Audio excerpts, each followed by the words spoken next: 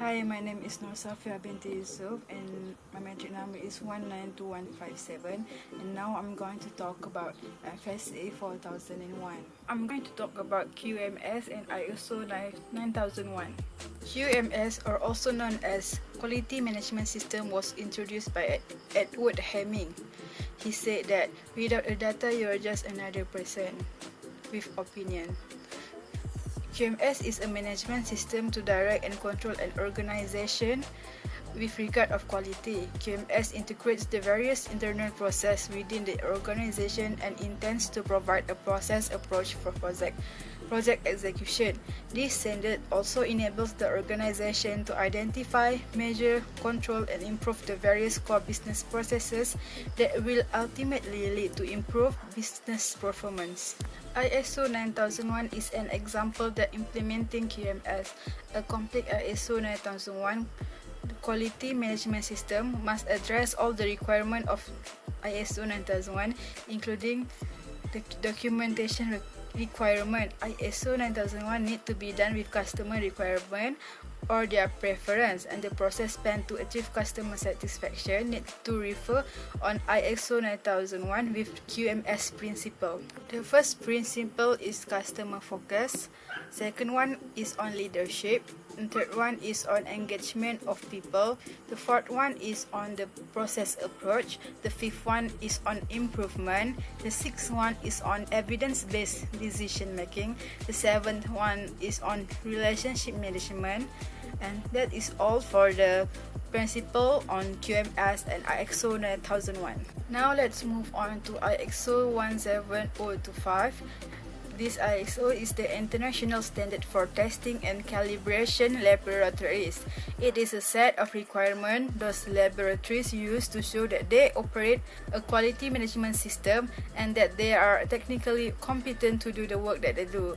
The standard is set out in 5 clauses, that is scope, informative references, terms and definition, management requirement, and lastly is on technical requirement. The scope means a clear statement of everything the lab does for which it wants to be accredited. A testing lab will set out its specific methods for conducting its tests. A calibration lab will list the specific measurement and associated uncertainty it uses in its calibration work. General requirement and structural requirement are related to the organization of the laboratory itself. Structure requirement cite those issues related to the people, plant, and other organization used by laboratory to produce its technical valid results.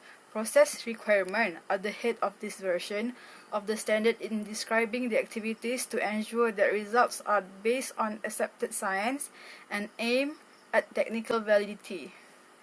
And the fourth one, management system requirement, are those steps taken by the organization to give itself quality management system, tools to support the work of its people in the production of technically valid results. And the last one is on OSAS, that is Occupational Health and Safety Assessment Series, but on this subject we focus on OSAS 18001. It was a British standard for occupational health and safety management system. Compliance with it enabled organizations to demonstrate that they had a system in place for occupational health and safety. The important is that it helps identify, eliminate, or minimize injury, illness, or diseases in the workplace. It also can reduce the number and severity of injuries and claims by systemically and effectively managing OHS risk, and it often can reduce costs. There is 4 principles in this OSAS 18001, and the first one is identify health and safety hazards in the workplace that person may be exposed to, and then assesses the hazard to determine the risk, likelihood, and sequence of injury or harm to a person that will resulting from such hazard. The third one is control the hazard by considering means by which the risk can be reduced and implement methods to eliminate or control that risk. And lastly is regularly reviews controls to make sure that they remain effective.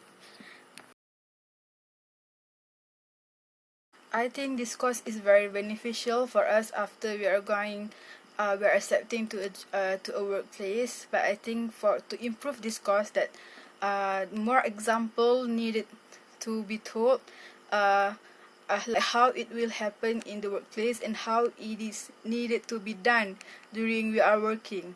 I think that will attract us more to listening to the lecture. I think to attract people's attention, we can do some games like crossword puzzle on the principles to know, to make sure that the students really understand. That's all from me. Thank you.